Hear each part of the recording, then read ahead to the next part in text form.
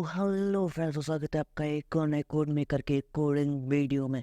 तो आज की वीडियो में हम जो देखने वाले हैं कि स्टैटिक मेथड से हम प्रोग्राम कैसे बना सकते हैं। तो कुछ लोगों ने डाला था कि भाई स्टैटिक मेथड से प्रोग्राम बता दो, तो आज जो हम बताने वाले स्टैटिक मेथड से प्रोग्राम कैसे बनाते।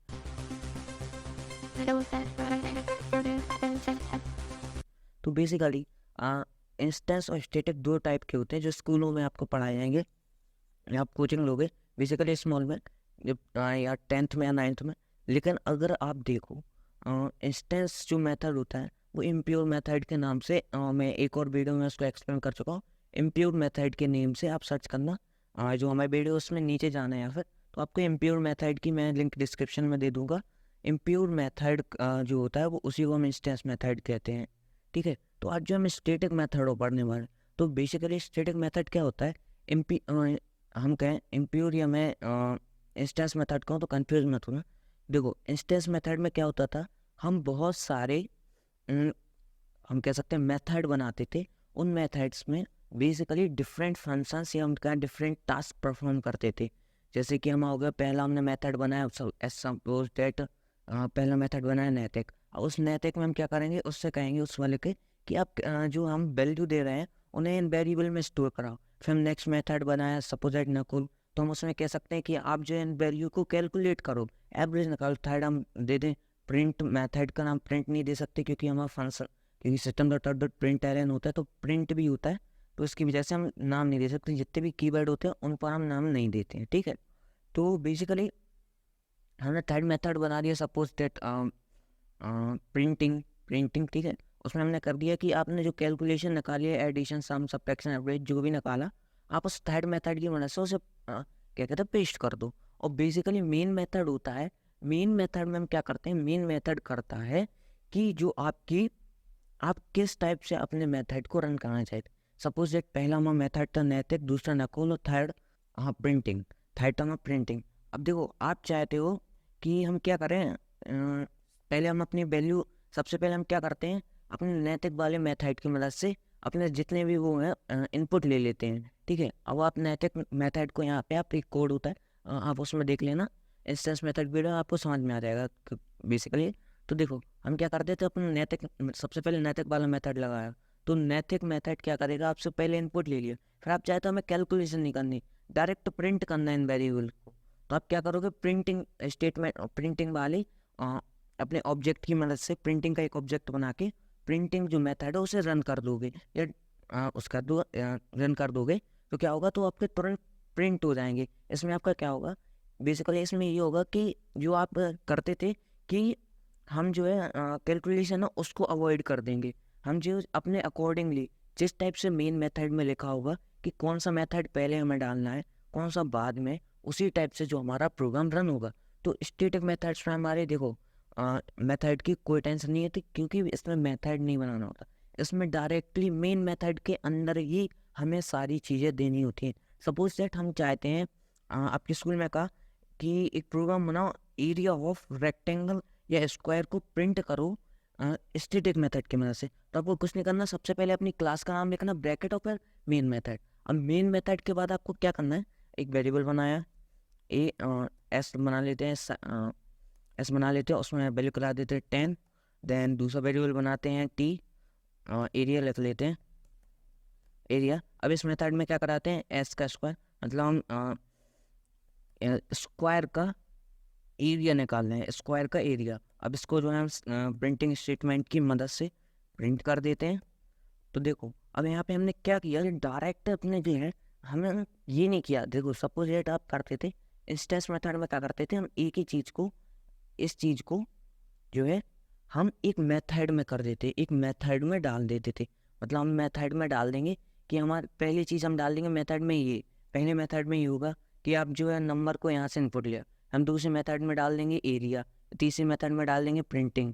अब देखो उसमें क्या होता था, आप अलग अलग तरीके से जिस मेथड को कॉल करोगे वो मेथड होगा, उसके बाद वही रन होगा। लेकिन इसमें क्या होता है, हम डायरेक्ट रन देते हैं। हम मेन मेथड के अंदर कहते हैं कि हमें डायरेक्ट प्रिंट करो, मेथड एडिट नहीं बनाना, हमें कोई झंझट नहीं लेने में, डायरेक्ट मेथड बनाना। देखो अब हम इसको चीज़ को रन करके देखें तो हमारा आंसर आएगा 100। तो फ्रेंड्स जो हमारा आंसर है वो 100 आ चुका है। देखो एक चीज़ में हम देख पा रहे हैं, हमने क्या किया, डायरेक्ट कमांड दे दी मेन मेथड में जो चीज़ भी हमें करनी थी। जैसे कि हम चाहते थे कि हमारा area of rectangle, area of square, triangle जो भी हमें निकालना, डायरेक्ट हमने निकाल दिया। हम क्या कर रहे हैं, मेथड में अलग अलग मेथड में डिवाइड करके अगर आप इंस्टेंस बनाओगे तो वो लंबा होता जाएगा। लेकिन इंस्टेंस में ये फ़ायदा होता था हमारा कि हम चाहते थे कि हमें प्रिंट करना, सपोज इट हमें इस कैलकुलेशन को छोड़ना, हमें डायरेक्ट 10 प्रिंट करना, तो डायरेक्ट लास्ट वाले मेथड में आ जाएगा। बस वहाँ पे आपको वेरिएबल चेंज करना हो तो हमें लास्ट वाले वेरिएबल में आ जाए, लास्ट वाले मेथड में आ जाएगा।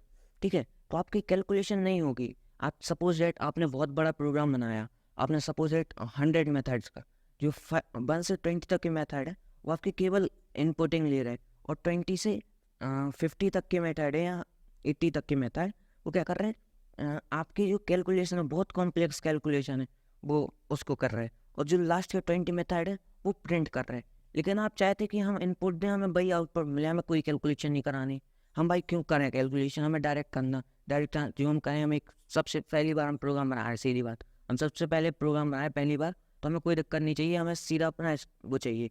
तो स्टेज मेथड में क्या होता है, सीधा प्रिंट कर दो, आपको कैलकुलेशन नहीं करनी। लेकिन इसमें ये होगा कि आप सपोज डेट आपको ये वाला जगह को, मतलब इस वाली लाइन को अवॉइड करना, तो इसको आप अवॉइड नहीं कर सकते। 20 से आप मेन मेथड में लिख रहे हो तो अकॉर्डिंग टू आपका जो मेन मेथड है उसी के अकॉर्डिंग जो है हमारा जो है प्रोग्राम रन होगा।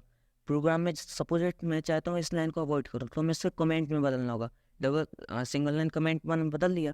लेकिन अगर आप चाहो तो चाहते हो कि हम नहीं 20 से बदलना चाहते, इसको पब्लिक स्टेट वो मेन मेथड के अंदर है और इसको 20 से बदलना चाहता तो नहीं बदल सकते। लेकिन इसमें अगर आपने लिखा है मतलब वो चीज़ रन होगी। आप चाहो कि हमें ये वाली लाइन जो है लास्ट प्रिंटिंग स्टेटमेंट है इसको अवॉइड कर, नहीं हो सकता। ठीक है, अगर एक और एग्जांपल लें, सपोज दैट हमें इसको हम कर देते हैं कमेंट, डबल लाइन कमेंट में डाल देते हैं इसको। ठीक है, डबल लाइन कमेंट वो मल्टी लाइन कमेंट में डाल दिया। हम चाहते हैं कि अब आपके सर ने कहा कि प्रोग्राम बनाओ area of triangle, suppose that आपके सर ने कहा कि एरिया ऑफ ट्राइंगल निकालो, राइट एंगल ट्राइंगल का 1/2 बेस इंटू हाइट। तो बेसिकली आप क्या करोगे, एक बी वेरिएबल बनाओगे, उसमें बेस की नंबर दे दोगे, देन एक और वेरिएबल बनाओगे एच, जिसमें हाइट दे दोगे अपनी 79 है सपोज दैट।